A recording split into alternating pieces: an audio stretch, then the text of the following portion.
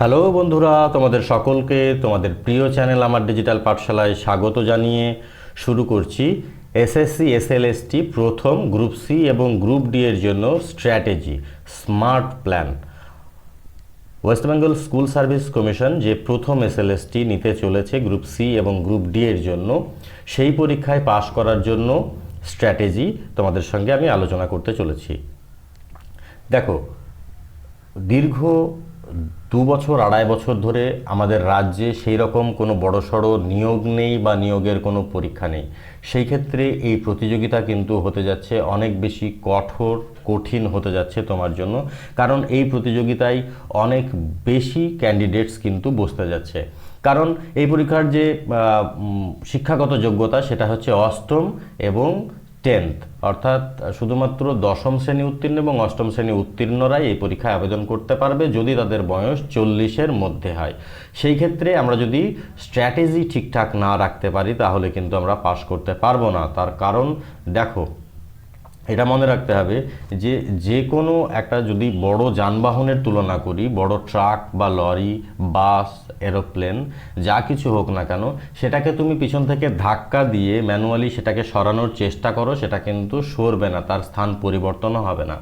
কিন্তু সেই যানবাহনটাকেই তুমি ছোট্ট একটা চাবির সাহায্যে তার ইগনিশন অন করে তার ক্লাচ লিভারে দাব দিয়ে গিয়ার লিভার চাপ দাও এবং এক্সিলেটর ছাড়ো, আস্তে আস্তে সেই যানবাহনটাই চলতে থাকবে। যেটা তোমার ক্ষেত্রে একদা তুমি 1 দিন 2 দিন 1 বছর গোটা জীবন যদি পিছন থেকে ধাক্কা দিতে বা সামনে থেকে তুমি টানার চেষ্টা করতে, সেটাকে কিন্তু নড়াতে পারতে না। কিন্তু তুমি কয়েক সেকেন্ডের মধ্যেই তুমি কিন্তু সেটা সক্ষম হচ্ছ। কেন? কারণ নির্দিষ্ট নিয়মে, নির্দিষ্ট স্ট্র্যাটেজি মেনে তুমি সেটা ফলো করছো, তাই হচ্ছে। তাই আমরা শুধুমাত্র যদি পড়ে যাই তাহলে নিশ্চিতভাবে কি এই পরীক্ষার জন্য পাশ করতে পারবো না? পারবো না। তবে আমি যদি প্রপার স্ট্র্যাটেজি নিয়ে এই পরীক্ষায় জন্য পড়াশোনা করি তাহলে কিন্তু আমি পাশ করলেও করতে পারি, তবে পাশ করার চান্স কিন্তু আমার অনেকটাই বেড়ে যাবে। তো সেই রকমই স্ট্র্যাটেজি নিয়ে তোমাদের জন্য এসেছি। চলো আলোচনা করি। WBSSC গ্রুপ সি এ মূলত ক্ল্যারিক্যাল পোস্টে নিয়োগ হবে এবং গ্রুপ ডি এ নিয়োগ হবে বিভিন্ন রকম peon, lab assistant, lab attendant, lab attendant ইত্যাদি পদে নিয়োগ হবে। এবং এখানে প্রতিযোগিতা খুবই কঠিন হতে যাচ্ছে এবং তার জন্য তোমাদেরকে রাখতে হবে স্মার্ট স্ট্র্যাটেজি, ডিসিপ্লিন এবং তার সঙ্গে সঙ্গে ডেইলি রুটিন। এটা কিন্তু খুবই গুরুত্বপূর্ণ। স্ট্র্যাটেজি স্মার্ট প্ল্যান কি বলছে চলো দেখে নিই। এস ফর স্পেসিফিক, অর্থাৎ কোন টপিক কোন সিলেবাস ফোকাস করবে তা নির্দিষ্ট করতে হবে। যে আমি যত বেশি আমার মন চাই পড়ে গেলাম, এই বইটা পড়ছি, কখনো ওই বইটা পড়ছি, বিভিন্ন সোর্স থেকে আমি নোট কালেক্ট করছি, পিডিএফের আমি পাহাড় বানিয়ে ফেলেছি, তাতে কিন্তু তোমার সমস্যার সমাধান হবে না। যেটা দরকার তোমার জন্য, তোমাকে সিলেবাস জানতে হবে, সঠিক সিলেবাস কি আছে এবং কোন কোন টপিকগুলো পড়তে হবে সেখানেই তোমাকে ফোকাস করতে হবে। যে নতুন বইয়ের গন্ধে মাতোয়ারা হয়ে গেলাম, খুব ভালো লাগছে বইটা, কভারটা কি সুন্দর, না এই বইটা তো পড়তেই হবে, না এরকম তুমি যদি ফ্যাসিনেশন থাকে তোমার, সেটা কিন্তু চলবে না। সেটা তোমাকে এড়িয়ে রাখতে হবে। তোমাকে মনে রাখতে হবে যেটুকু সিলেবাসে আছে কোনটা পড়বো না সেটা আমাকে মাথায় রেখে কিন্তু আমাকে পড়তে হবে। এরপরে এম ফর মেজারেবল, অর্থাৎ প্রতিদিন কতটা পড়ছি, কতটা টপিক কভার হচ্ছে সেটা আমাকে চেক করতে হবে। সেই জন্য একটা কাজ করতে পারি, আমি ডেইলি লগ মেনটেন করতে পারি, যে এই লগ বুকে আমার লেখা থাকবে যে প্রত্যেক দিন কতটা পড়লাম, কতটা পড়তে পারলাম না। যদি পড়তে না পারি কেন পারলাম না, তাহলে তোমার মধ্যে কি হবে, একটা সময় গিয়ে একটা অ্যাকাউন্টেবিলিটি তৈরি হবে। তুমি বুঝতে পারবে যে না, এটা তো আমার হয়নি, এটা আমাকে এইভাবে করতে হতো, কেন পারছি না, না পারার কারণ হচ্ছে এই অবস্ট্রাকস, এই যে বাধাগুলোর জন্য আমার কিন্তু এই অবস্ট্রাকলগুলোর জন্য এই সমস্যাটা হচ্ছে। সুতরাং এই সমস্যাগুলো আমি সমাধান করতে পারলে এই সমস্যাটা সমাধান হচ্ছে।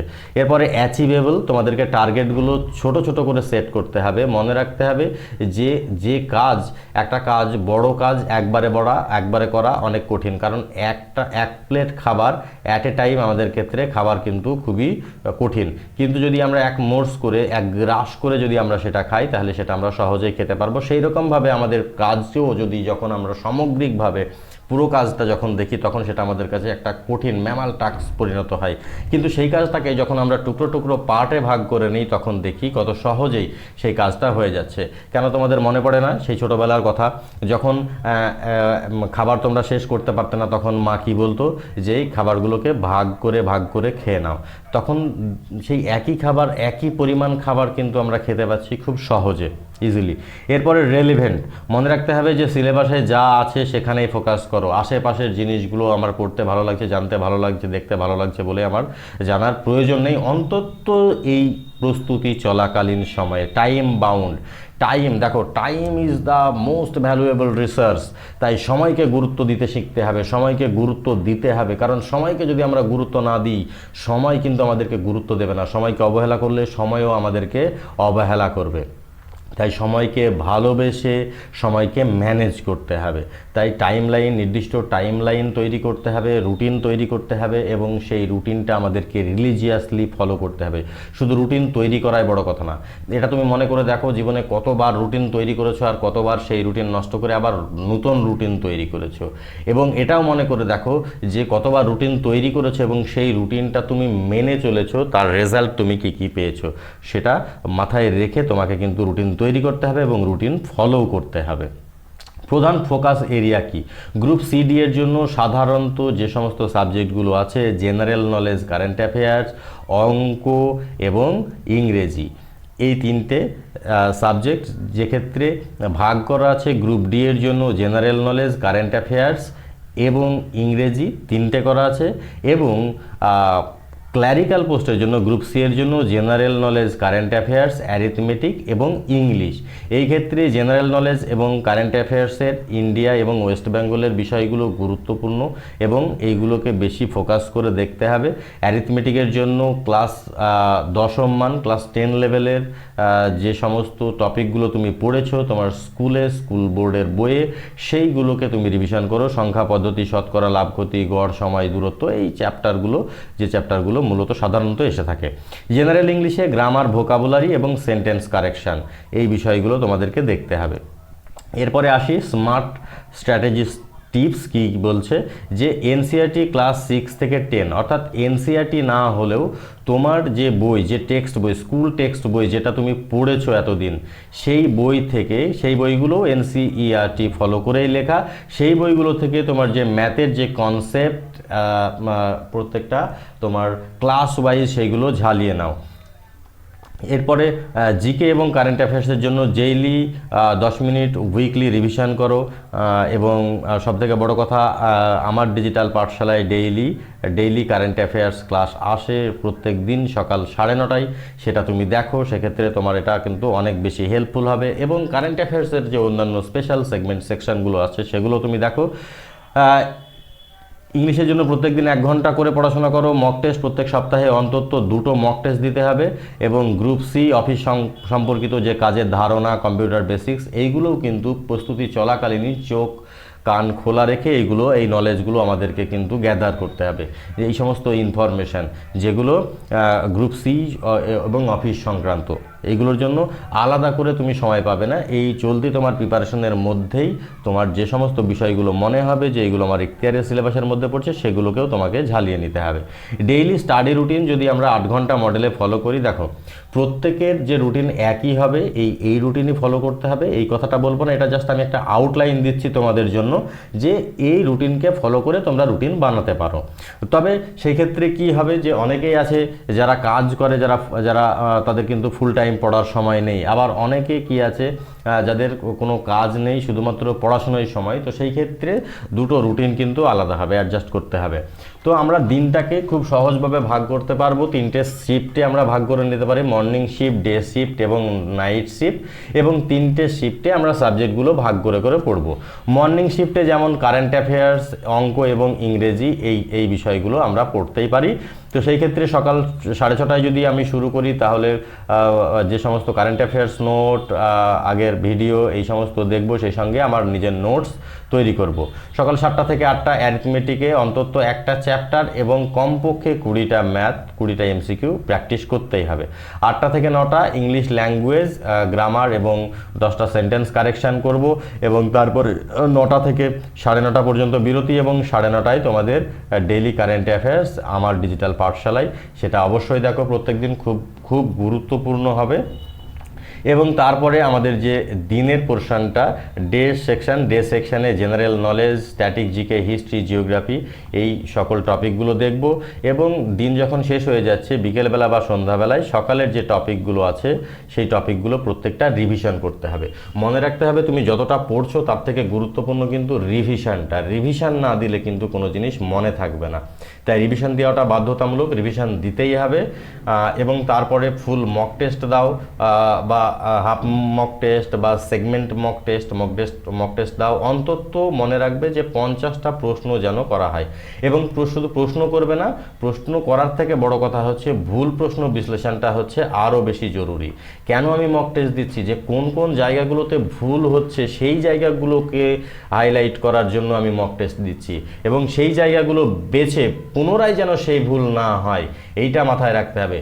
পুনরায় যেন সেই ভুল না হয় সেইটা করার জন্যই কিন্তু আমি মক টেস্টগুলো দিচ্ছি, এবং সেই মক টেস্টগুলো বিশ্লেষণ করছি, সেই ভুল পরবর্তীতে আর হবে না।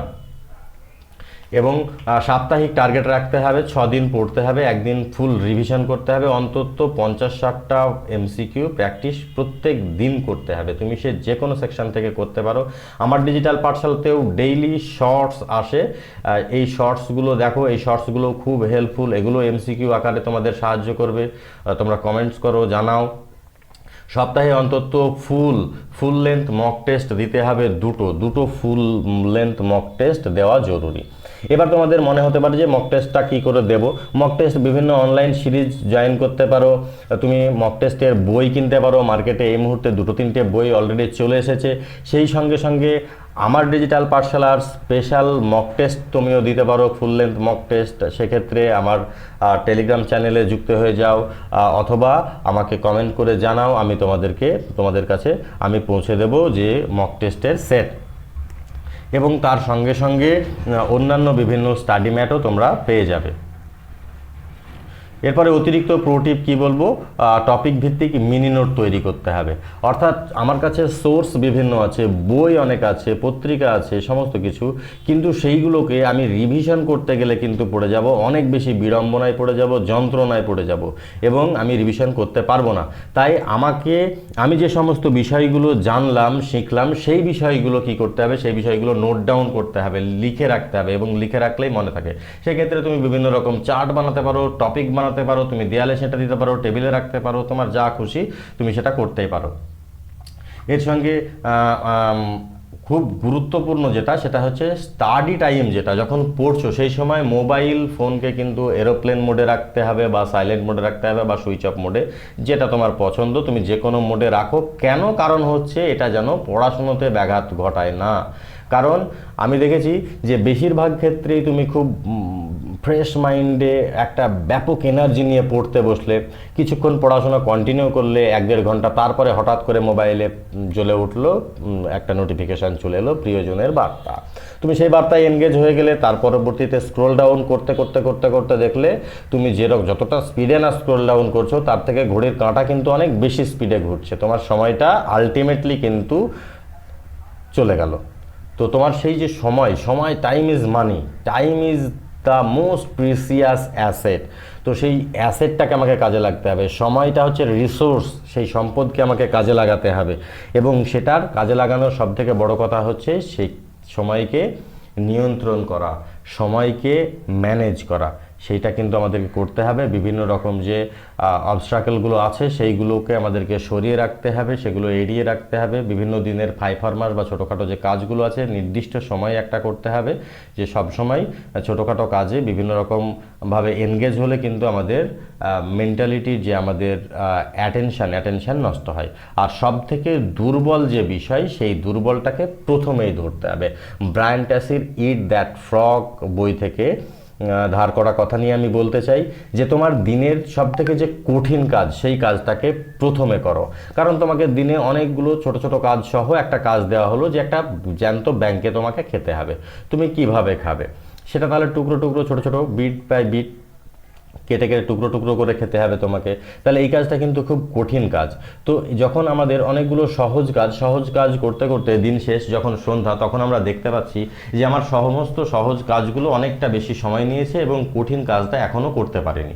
তো সেই ক্ষেত্রে আমি কি করব, যে আমার যে কঠিন কাজ সেই কঠিন কাজটা করতেই আমার সারা দিন লেগে যাক, তারপরে গিয়েই দেখব যে সহজ কাজগুলো অনায়াসে পরবর্তীতে আমি কিন্তু করে নিতে পারছি এবং দিন শেষে আমি সমস্ত কাজ কমপ্লিট করতে পারলাম। কিন্তু যখন আমি কঠিন কাজটাকে যখন টাল বাহানায় বারবার সেটাকে আমি যখন এড়িয়ে যেতে থাকবো, প্রোকাস্টিনেট করতে থাকবো, তখন কিন্তু সেই কাজটাই পরবর্তীতে আমার যে ছোট্ট কাজ যেটা আমি বুঝতে পারিনি বা বোঝা হচ্ছিল না, সেটা আমার কাছে বোঝা হয়ে দাঁড়াবে, সেটা আমার কাছে বার্ডেন হয়ে দাঁড়াবে। তাই সবসময় মনে রাখতে হবে যে প্রোকাস্টিনেট করা যাবে না। দুর্বল বিষয়গুলো যেগুলো জানা অবশ্যই জরুরি, সেই বিষয়গুলো কিন্তু আমাদেরকে জানতে হবে। থ্যাংক ইউ তোমাদের ফার্স্ট এসএলএসটি স্কুল সার্ভিস কমিশনের এই পরীক্ষার জন্য যে কোনো বিষয় যে কোনো কিছু জানতে চাইলে বা কোনো কিছু প্রয়োজন হলে অবশ্যই আমাকে কমেন্টে জানাও।